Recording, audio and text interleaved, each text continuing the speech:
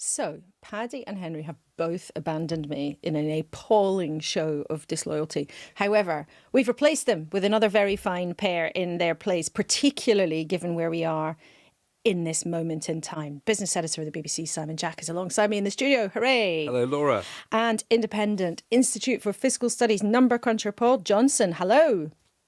Good morning. And Paul, I must say, everybody will know you from being the referee on government spending announcements, boasts and spin for so many years now. Before we get going into the substance of what's happening before the spending review, I've got to tell people, especially if they're listening, they'll be able to see it if they're watching. You look absolutely ecstatic that this is going to be your last one. He's almost wearing a Hawaiian shirt. Really, he's so demob happy. Yes, I mean, maybe it's just the shirt that looks happy. Well, Paul Johnson, in your weekend shirt, thank you very much indeed for being with us. We'll be looking forward to Rachel Reeves' big day in the spotlight on Wednesday as she approaches her enormous spending review. Hello, it's Laura in the studio. Hello, it's Simon in the studio. And Paul Johnson from the IFS is with us, as we say. So let's set the scene. We had Jeremy Hunt on the programme this morning, who, of course, is no stranger to some nervy moments as a Chancellor. And he sort of basically said, I feel really sorry for Rachel Reeves. This is a nightmare. Paul, is it a nightmare for the government to make sense of this, and why? It is a bit of a nightmare for Rachel Reeves. And that's not because she's deciding how much to spend. She decided that all the way back in the autumn. What she's deciding is how to allocate that.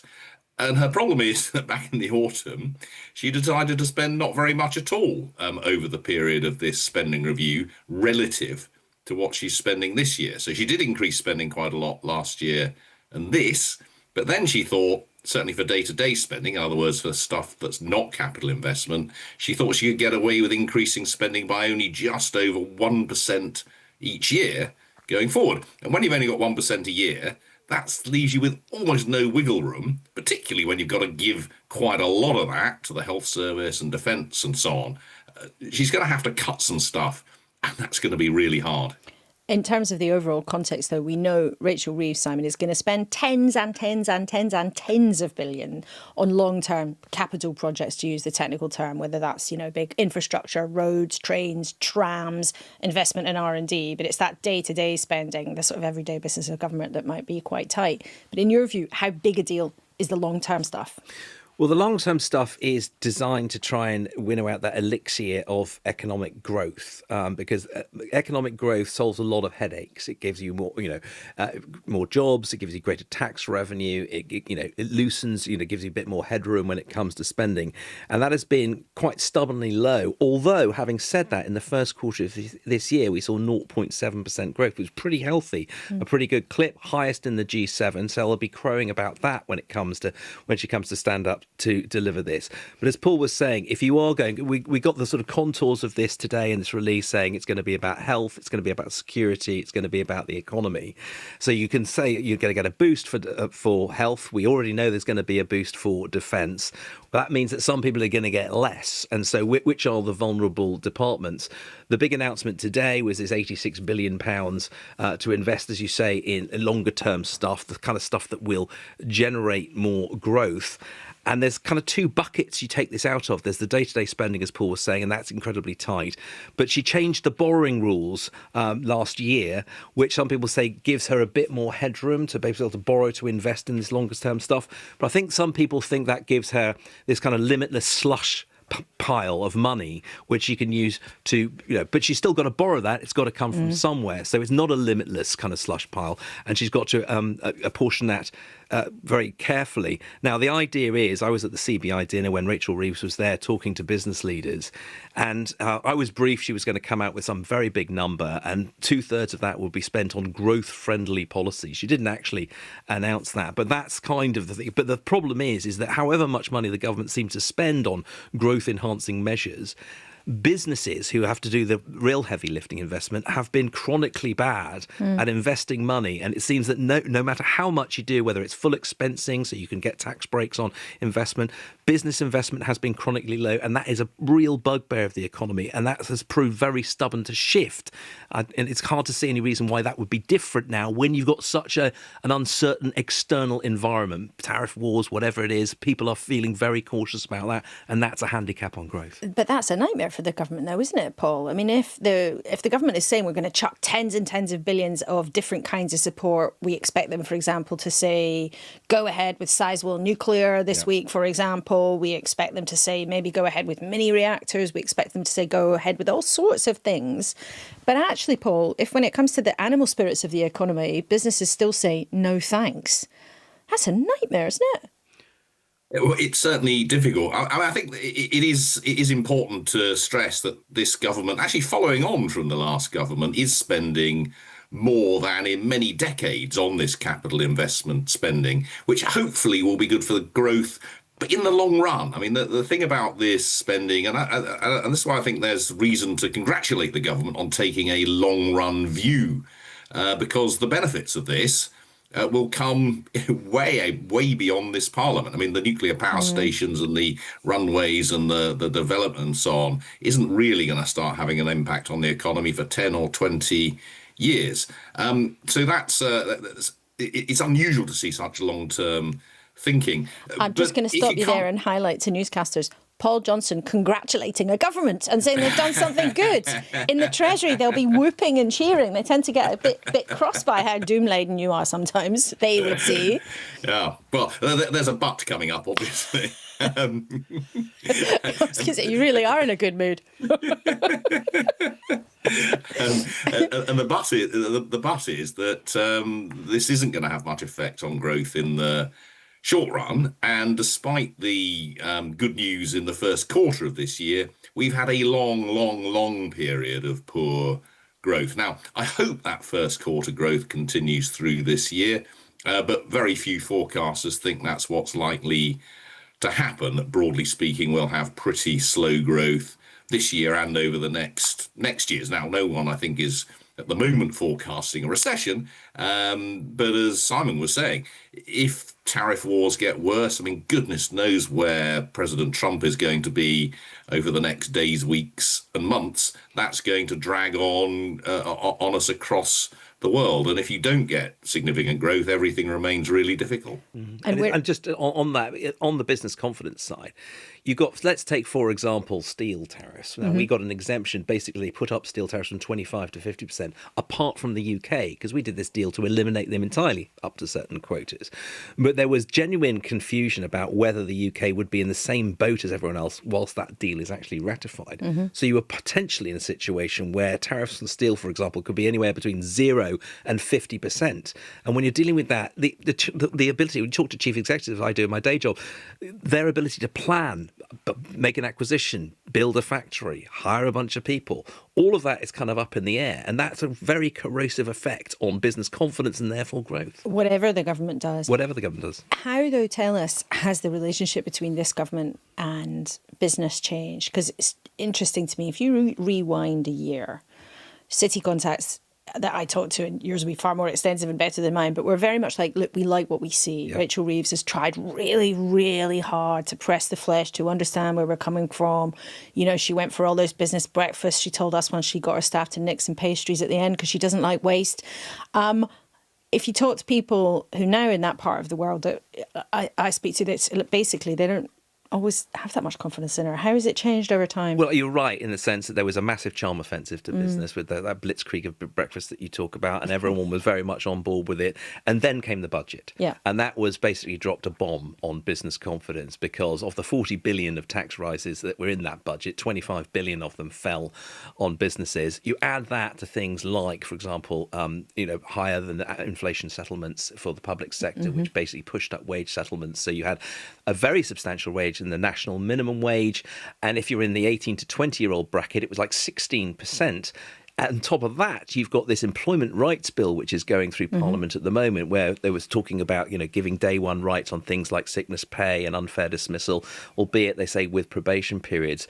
And you've just got businesses saying, there's only so much we can take. So whatever you're going to do, you've got to try and pull some levers of growth, because we have borne the brunt. And when Rachel Reeves was talking to the CBI this week at their annual dinner, they wanted to say to her, just promise us you're not going to do that to us again.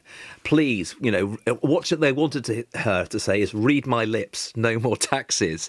And I didn't quite get that. No, she said that I will never have to do a budget like that again, which is not the same thing as saying I won't be back with the tin for a bit more tax revenue coming. And I think that was the message that people took away.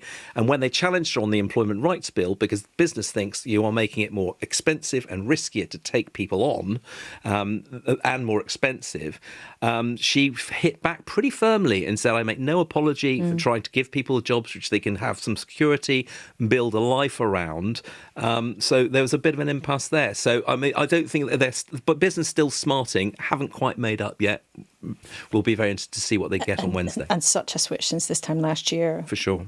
In so many ways. And the Employment Right Bill, of course, is the real passion of the Deputy Prime Minister, Angela Rayner. And she, Paul, is one of the ministers alongside Yvette Cooper. As I understand it, those two still haggling with the Treasury. And I was told late last night it would still be going on today. So we've got the Home Office and then the Housing Department, which also looks after council budgets and things, still fighting over money. In a sec, Paul, I want to try and understand from you just actually how tricky, how tight those budgets might end up being. But this was how the Technology Secretary, Peter Kyle, tried to sort of manage those questions this morning about whether or not those really important things, COPs and council houses, might actually see real terms cuts to their budgets. We will deliver on those missions. And if I'm not being clear enough, let me be clear. We have already given £1 billion extra to the police. Money is part of how we change our country for the better. And reform, modernisation, using technology, doing things in the way that people would expect our public services to be doing in the 2020s is the other part.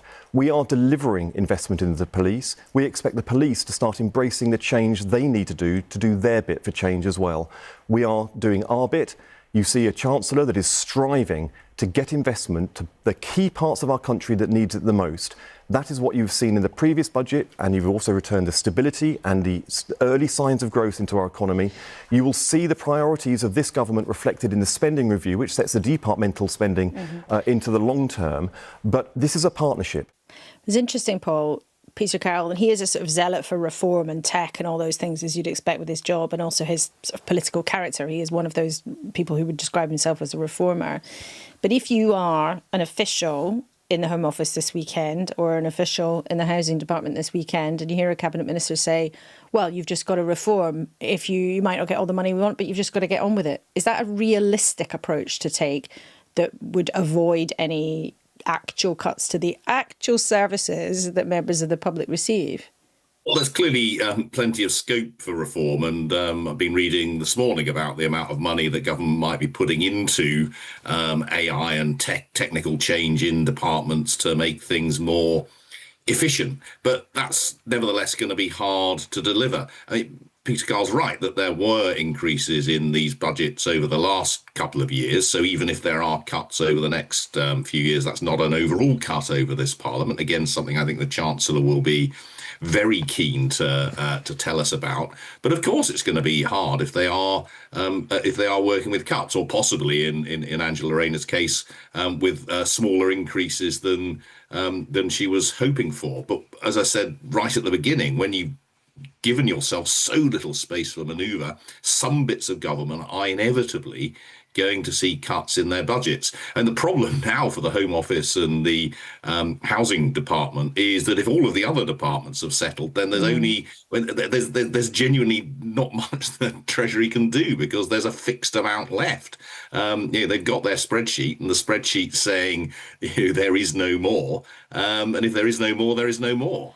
So it's going to be how they're actually going to settle this in a way which satisfies them without reopening what they've agreed with other departments is going to be hard knocking on for impossible, unless there are, as I think there sometimes are, some sort of nods and winks and agreements that maybe this will be reopened in a year's time, or if things get better. But actually, if you're the last department or two left to settle when there's a fixed budget, you've not got much room for manoeuvre. I always wondered whether strategically it's better to go early with your settlement or hold out, because as Paul says, if you hold out, there's a diminishing pile that you're fighting over, right? I mean, it was interesting. A couple of weeks ago, we were briefed that, more than half the departments have settled, and that was being held up sort of behind the closed doors as, that's a real success. And there was a little bit of a hint of a kind of, the teachers' pets, right? They're the ones who've gone in, they've settled it, they've got it all sorted out with the Treasury, tick, tick, tick, tick, tick.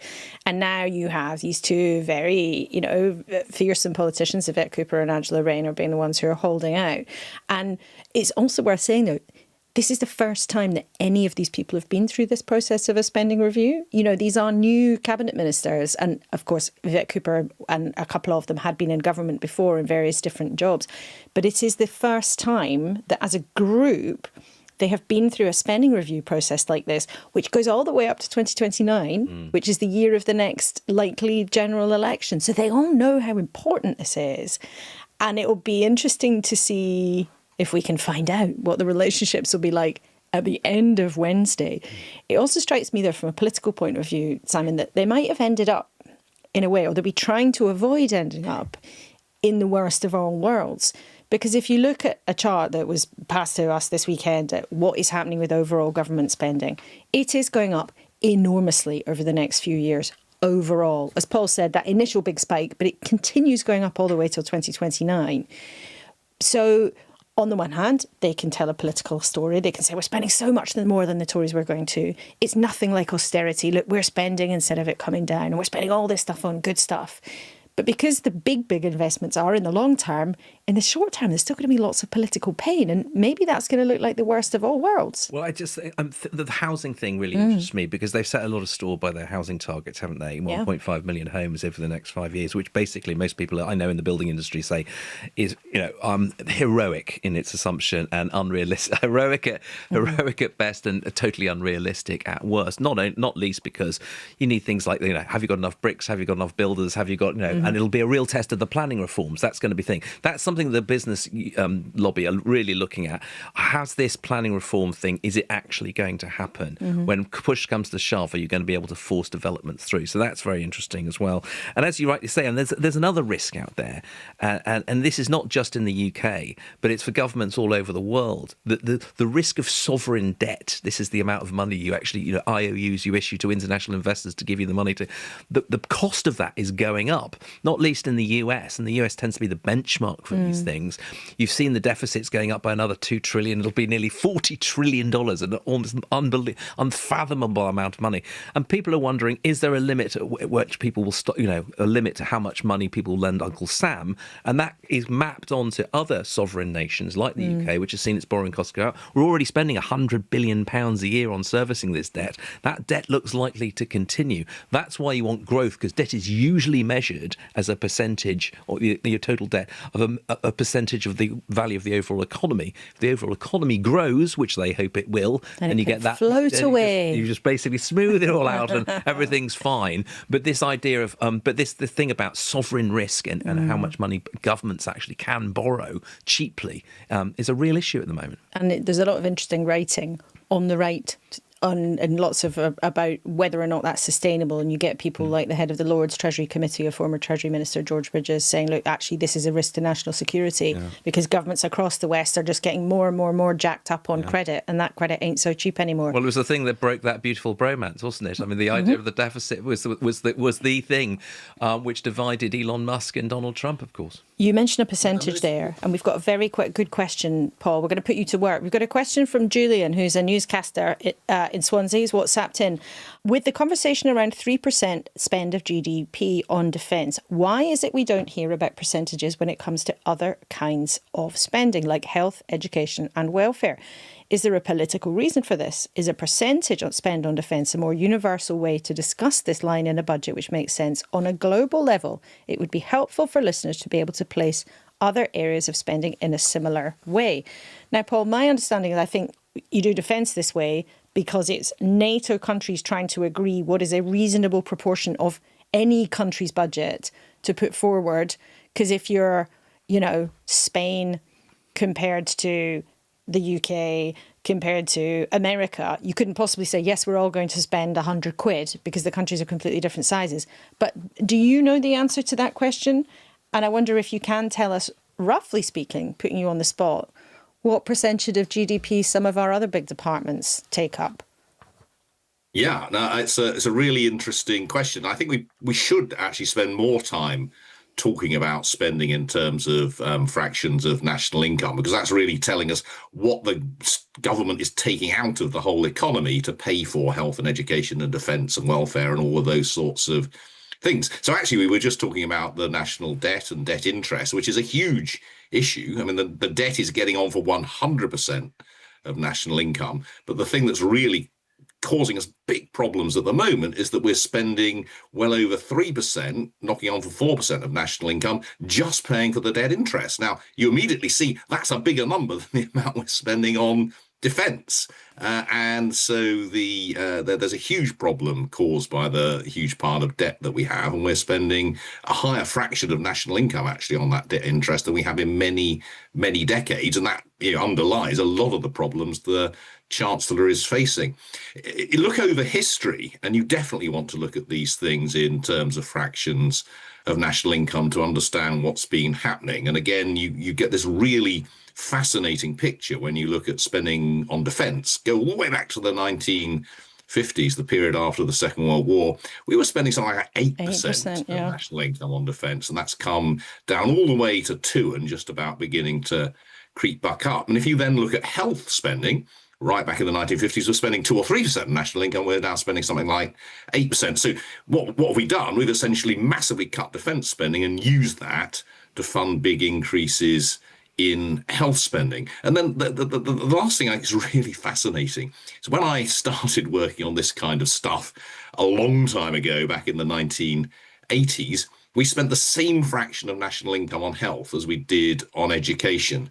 And I would not have guessed back then that get to this point and we'll be spending way more than twice as much on health as we do on education. So looking at these things as fractions of national income over time tells us about the size of the state. It tells us about the priorities of the state.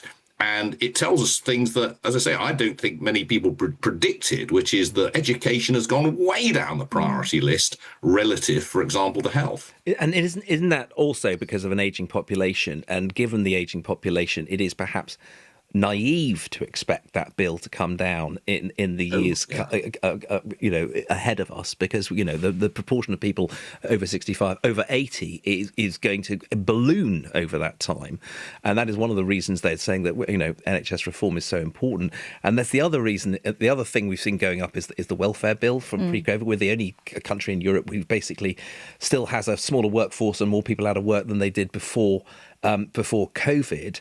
And that is one of the reasons that the government is trying to do this carrot and stick approach on welfare, which is like on Angela Rayner's employment bill, make work attractive. Make it something you can build a life around, secure work that pays pretty well. That's the carrot. The stick is, can we trim the welfare budget? We've seen with winter fuel allowance just how difficult that is politically. So that's another conundrum they've got to face. It's going to be Your point about demographics is so important here, that we're focusing on this spending review. And of course, this is really important. But this is going to get even harder come the next spending review, because we're going to be able to spend more again on health and on pensions, and more again on defence, and therefore leaving everything else squeezed unless taxes go up yet again. And it's worth, the demographic change in this country is extraordinary. Also at the other end, we've had this collapse in birth rates over just last 5 or 6 years, which is going to make it harder and harder to pay for people like us who are going to be getting older, because there isn't going to be a younger generation to pay. There'll be a smaller pool of workers to tax in order to pay for it, correct? Exactly. Yeah. Well, this is why a couple of weeks ago the joke doing the rounds in Whitehall was that the spending review was going to show the government would be the NHS and the army with the rest of it tacked on. And it may be by the end of the day on Wednesday that the numbers show that that is on the way to being the case. But a very interesting days ahead. And of course, the rest of the Newscast team will be here on Monday, Tuesday and Wednesday with all the intrigue around the spending review and trying to make head and tail, rather than head nor tail, trying to make head and tail of what all the numbers mean. Well, Simon, it's been lovely having you with me on a Sunday morning. It's been lovely really being fun. here. I'm in for Paddy O'Connell today and thoroughly enjoyed it. It's a much more entertaining Sunday than I'm used to. Oh, but what do you normally do on a Sunday? Not much. Recover. I hope your family's not listening. It was much more fun coming to work on a Sunday than hanging out at home. Thank you very much indeed. Thank you, newscasters, for being with us. And Adam will be here tomorrow, and I'll be back next Saturday. Goodbye. Goodbye.